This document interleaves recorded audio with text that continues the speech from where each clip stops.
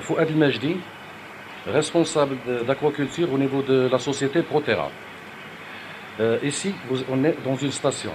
Une station, je dirais, de maturation des géniteurs. Des géniteurs qu'on s'est procurés de la société Tilaqua, qui existe aux Pays-Bas. Ces géniteurs, c'est le résultat d'un croisement pendant 10 ans de travail. Donc, comme vous voyez ici, cette partie-là, c'est des YY mâles.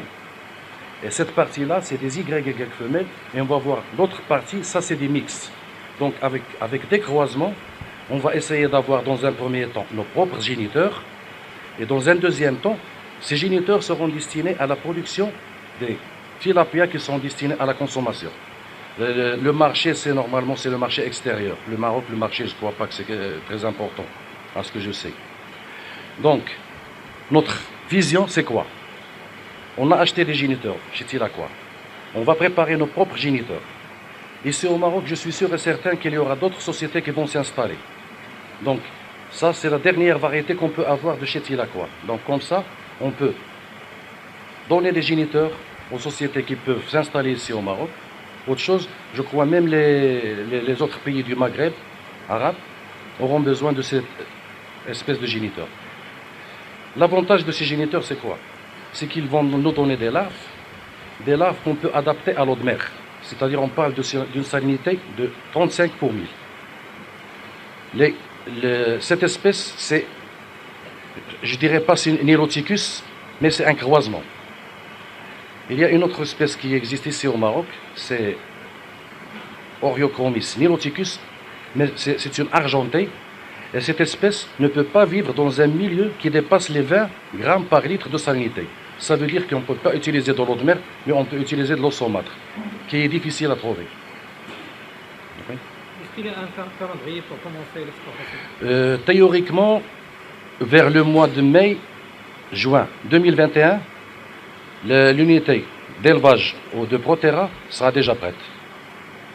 Donc là, on va transférer une partie des géniteurs pour la pente, pour nous donner des larves qui vont être mis en élevage dans les bassins, parce que nous allons utiliser des bassins, pas des cages flottantes ou bien directement en mer, mais c'est des bassins. C'est presque la première étape, c'est 5 bassins de différentes dimensions. Ces 5 bassins, je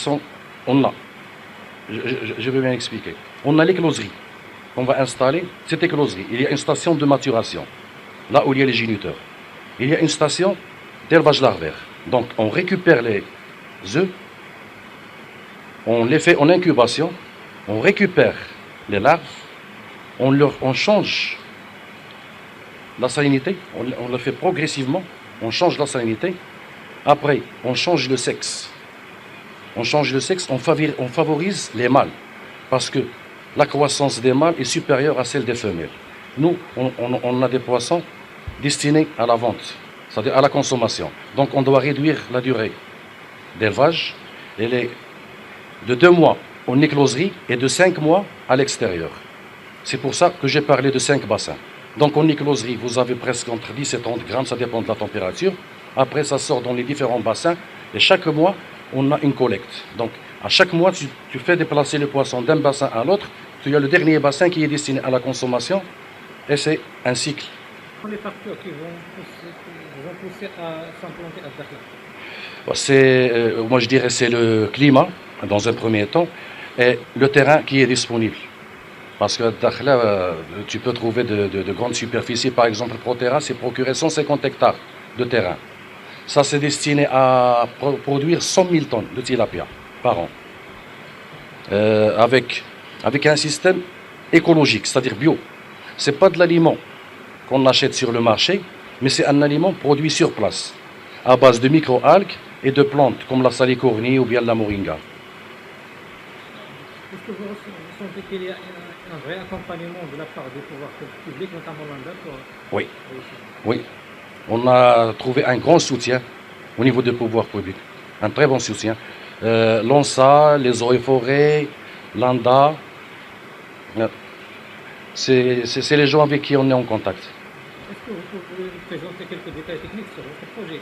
Les emplois créés, le montant investi?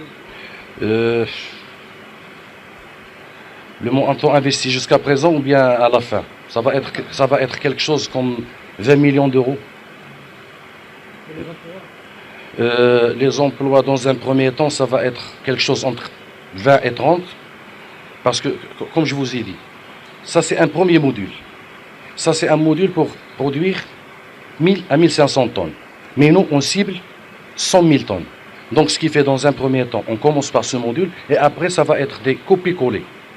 Donc, je dirais après les emplois, ça va être quelque chose comme 150, 200 à 100 000 tonnes. 200 emplois fixes.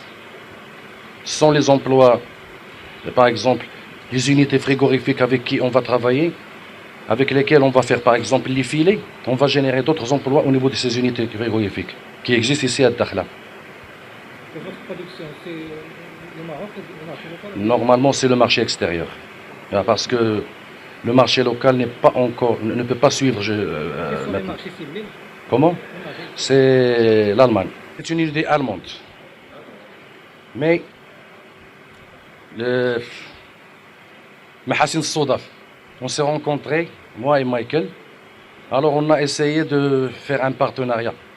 Maintenant on est en partenariat. Vous pouvez nous parler de votre parcours dans l'aquaculture? Oui, moi j'ai travaillé dans une société Anador pendant 15 ans. J'ai travaillé sur les microalgues, j'ai travaillé sur la dorade, sur Loulou. Et ici à Dakhla, j'ai travaillé sur la spiruline pendant 15 ans. Cette unité-là, c'est une unité de maturation de géniteurs. Il y a d'autres espaces qui sont là. Maintenant, on est en arrêt sanitaire. Ça, c'est pour la production de spiruline. Vous connaissez, je crois, la spiruline. Ok. La question, c'est presque la même. Pourquoi vous avez choisi Dakhla? Ça, c'est les conditions météorologiques, avec le soleil, avec le vent. Ça, c'est un très bon avantage pour la production. On va gagner beaucoup d'argent en comparaison avec l'Allemagne. Maintenant, ça, chez nous, ça c'est froid. Ici, ça c'est une température très agréable. Le poisson aime la chaleur, il aime l'eau chaude. Pour ça, nous sommes ici. Aussi, ça c'est une place au milieu du monde, presque. Le marché en Amérique, États-Unis ou bien Europe, ça c'est prêt pour nous. Est-ce qu'il y a une demande sur ce produit au niveau mondial?